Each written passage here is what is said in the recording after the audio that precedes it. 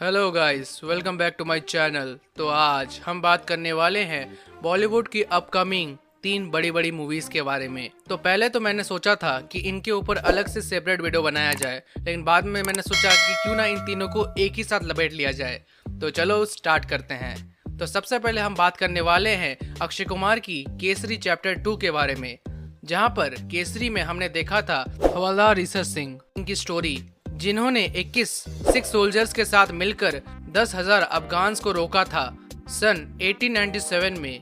लेकिन यहीं केसरी चैप्टर 2 में हम देखेंगे इंडिया के सबसे डार्केस्ट मैसेकर के बारे में, जलियांवाला बाग मैसेकर। और तुम लोगों ने हिस्ट्री में ये पढ़ा ही होगा कि जो जलियांवाला बाग हत्याकांड था वो कितना ज्यादा ब्रूटल था। और तुमने ट्रेलर में भी देख लिया होगा कि हमें उसके कोई विजुअल्स नहीं दिखाए, सिर्फ उसकी आवाज को सुनाया गया और हम इमेजिन कर सकते हैं कि वो चीज जो हुई होगी कितनी ज्यादा हॉरिबल होगी, जहाँ पर कई लाखों लोग एक एरिया में बस बंद हैं और मेन गेट जो है लॉक है, और वहाँ पर ब्रिटिश सोल्जर्स उनके ऊपर अंधाधुंध गोलियां चला रहे हैं। वे लोग इधर उधर भागने लगे, बचने लगे, लेकिन उन ब्रिटिश सोल्जर्स ने जरा भी रहम नहीं किया।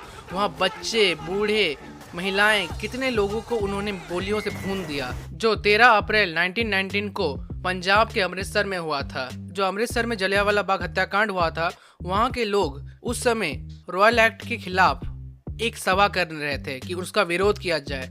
अब ये रॉयल एक्ट एक ऐसा कानून था जिसमें शक के आधार पर जिसमें किसी भी व्यक्ति को जेल में बंद कर दिया जाता था। तो ऑफ कोर्स ये एक काला कानून था जिसकी वजह से लोग इसका विरोध करना चाहते थे, और इसी रॉयलेट एक्ट के चलते ही महात्मा गांधी को जेल में बंद भी कर दिया गया था। इसीलिए अमृतसर में एक सभा बैठने वाली थी, पर उसी दिन जनरल डायर ने अपने ऑफिसर्स के साथ मिलकर उस जलियांवाला बाग में जो भी मीटिंग कर रहे थे उन सभी को गोलियों से भून दिया। अब ब्रिटिश गवर्नमेंट ने कोशिश किया था कि ये जो चीज हुआ है इसको छुपाया जाए पूरी दुनिया से, और इसी चीज को पूरी दुनिया के सामने लाया था अक्षय कुमार के कैरेक्टर ने, जो थे शंकरन नायर, जो एक लॉयर थे, और इन्होंने गवर्नमेंट के खिलाफ केस किया था। अब उन्होंने ये केस किया और पूरी दुनिया को किस तरह से जलियांवाला बाग के बारे में पता चला, ये सब पूरी स्टोरी हमें केसरी चैप्टर 2 में बताई जाएगी। तो आई एम वेरी एक्साइटेड, क्योंकि ये जो ऐसे हिस्टोरिकल स्टोरीज और जो ये अनटोन स्टोरीज जो होती हैं मुझे पर्सनली बहुत ज़्यादा पसंद है। और जो केसरी चैप्टर 1 थी उसमें जो गाने थे और जो स्टोरी दिखाई गई थी वो चीज़ मेरे को बहुत ज़्यादा पसंद आई थी। तो मैं चाहता हूँ कि चैप्टर 2 में भी इसी तरह का कुछ हो। ट्रेलर टीजर में भी एक तरह से देख सकते हो कि जो म्यूजिक है वो बढ़िया लग रहा है। सो या I am waiting for this movie. Don't forget you're still a slave of the British Empire. Fuck you.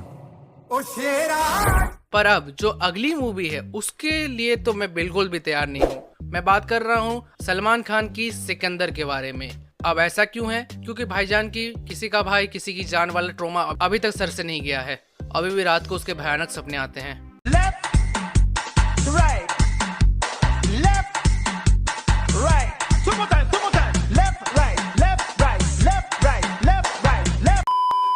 लेकिन इस मूवी में बस एक चीज प्रॉमिसिंग है, जो इसके डायरेक्टर AR मुरुगदास, जिन्होंने गजनी बनाई थी, और बताया ये जा रहा है कि जो ये सिकंदर है ये थोड़ा बहुत गजनी से रिसेंबल करेगा। तो मीन्स तुम इसे सोच सकते हो कि हाँ, इस मूवी में लव स्टोरी दिखाई जाएगी, और शायद हो सकता है कि स्टोरी में एक रिवेंज स्टोरी भी दिखाई जाए, जिसमें शायद हो सकता है कि रेशमिका मर जाए और जो सलमान खान का कैरेक्टर है सिकंदर वो उसके मर्डरर को खोजने की कोशिश करे।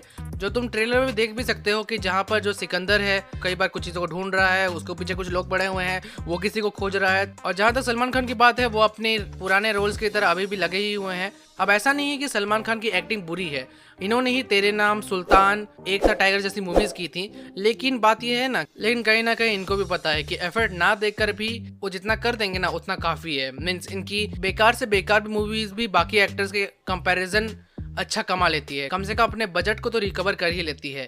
बट मैं इस मूवी के लिए इतना एक्साइटेड नहीं हूँ। और अब बात कर रहे हैं जो मूवी आने वाली है जाट के बारे में। अब इस मूवी के लिए मैं एक्साइटेड हूँ क्योंकि इसमें रणदीप हुड्डा है, और इस ट्रेलर में हमने उनके विलन का जो प्रेजेंस है उसको देखा है। Means he is a very brutal villain. Means इनके कैरेक्टर से रिलेटेड वीडियो आई थी, तो उसमें तुम समझ सकते हो कि ये गैंगस्टर टाइप का एक विलन है। और जहाँ पर संजय दत्त की बात है, he is unstoppable of every movie. जहाँ पर तुम गदर 2, गदर, बॉर्डर, ऐसे सब मूवी इसमें देख सकते हो। इन एवरी मूवी वो हमेशा अनस्टॉपेबल रहते हैं। मीन्स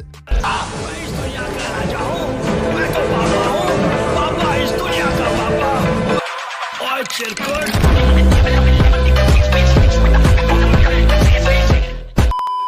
सिनेमैटिकली तो अच्छी लग रही है, बट इसकी स्टोरी बताएगी कि ये कितना पोटेंशियल होल्ड कर पाती है। पर मैं नहीं चाहता कि ये मूवी सत्यमेव जय 2 जैसी बन जाए। तो ये थी वीडियो। अगर तुम्हें वीडियो अच्छा लगा है तो इस वीडियो को लाइक करो, चैनल को सब्सक्राइब करो, और मैं मिलता हूँ तुम्हें किसी अगली वीडियो में। तब तक के लिए बाय।